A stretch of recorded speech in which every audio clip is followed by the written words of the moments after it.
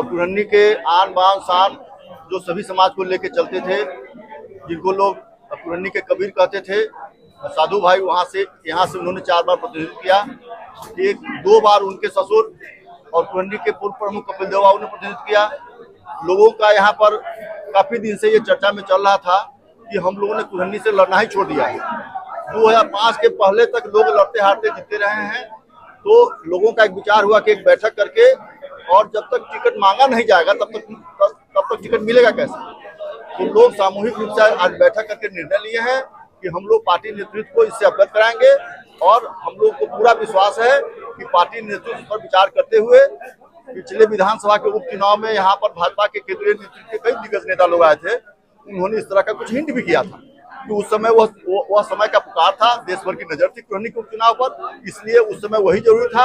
आज हम लोग इसका आवाज को ठीक तरीके से नेतृत्व के सामने उठाएंगे और हम लोग टिकट लेंगे और चुनाव जीतेंगे। सम्मेलन से यह फायदा हुआ कि यहाँ पर जो जनसंख्या है ब्रह्मर्षि समाज का, उसके बीच में लोग धीरे धीरे लोगों ने मान लिया था कि हम लोग सिर्फ वोटर हैं।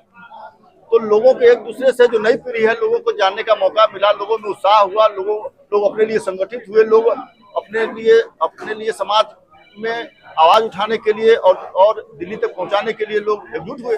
हमको भारतीय जनता पार्टी के नेतृत्व पर पूरा भरोसा है और हमको पूरा उम्मीद है कि पार्टी सही निर्णय लेगी और पार्टी उचित समय पर अपना उम्मीदवार घोषित करेगी। हम लोग चुनाव लड़ेंगे, चुनाव जीतेंगे। तो भारतीय जनता पार्टी के आदमी हैं, भारतीय जनता पार्टी के लिए काम किए हैं, भारतीय जनता पार्टी से मांग करेंगे और भारतीय जनता पार्टी हम लोग के मांग को सहानुभूति पूर्वक विचार करेगी। हम लोग हम कैसे कहेंगे कि अभी टिकट नहीं दे रही है? अगर मान के चल नहीं हुई तो नहीं, आप मान सकते, हम कैसे मान सकते हैं?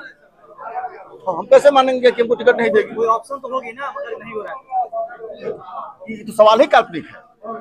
अभी तो टिकट का घोषणा नहीं हुआ है। तो आप ये मान के चलते कि हमें टिकट मिल ही जाएगी? हमको पूरा अपने नेतृत्व पर पूरा भरोसा है। हम लोग उचित तरीके से और विधिवत सभी लोग संगठित होकर हम लोग आवाज को उठाएंगे तो पार्टी निश्चित रूप से इस पर विचार करेगी। पार्टी का जो निर्णय है सर्वधार्य है एकदम। कुरहनी विधानसभा से जो वर्तमान विधायक और वर्तमान मंत्री भी, हाँ, क्या ब्रह्मर्षि समाज को अभी तक उपेक्षित रखे हैं? ऐसा क्या? ये हमारे आज के मीटिंग में लोगों ने अपने अपने विचार रखे हैं। हम इस पर कुछ नहीं कहना चाहेंगे। उनका जो मौका मिला कि जो लोग मंत्री बना वो दोबारा चुनाव नहीं जीत पाया। इतिहास उठा के देख लीजिए। एक बार जो मंत्री बन गया, जैसे उदाहरण स्वरूप मनोज कुशवाहा मंत्री, हम आज दोबारा चुनाव हार गए, उसी तरह ये भी मंत्री बने हैं, इस बार चुनाव नहीं जीत। आज इस सवाल पर हम लोग नहीं बैठे हैं। हम लोग का सवाल एक है कि हम लोग संगठित होकर अपनी आवाज को उठाएंगे, अपनी आवाज को जगह पर पहुंचाएंगे।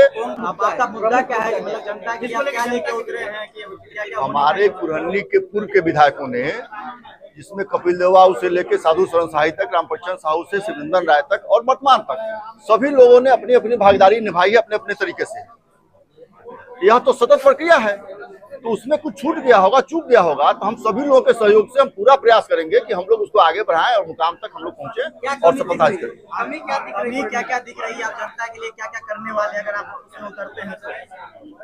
क्षेत्र के विकास में, समरस समाज में और आपसी वातावरण में, समरसता में, सुरक्षा में, शिक्षा में, स्वास्थ्य में हम लोग जागरूकता हम लोग लाएंगे। हम लोग उसके लिए एकजुटता हम लोग प्रदर्शित करेंगे। ऐसे भी आप देखिएगा कि जिला के हर विधानसभा का अपना अपना अलग अलग बनावट है। यहाँ के कुरहनी का जो बनावट है वो एक अलग तरह का बनावट है। यहाँ समरस समाज का बनावट है। यहाँ पर जातीय और धार्मिक उन्माद नहीं होता है, कोई विभेद नहीं रहता है। तो हम लोग सबके सहयोग से हम लोग आगे बढ़ेंगे।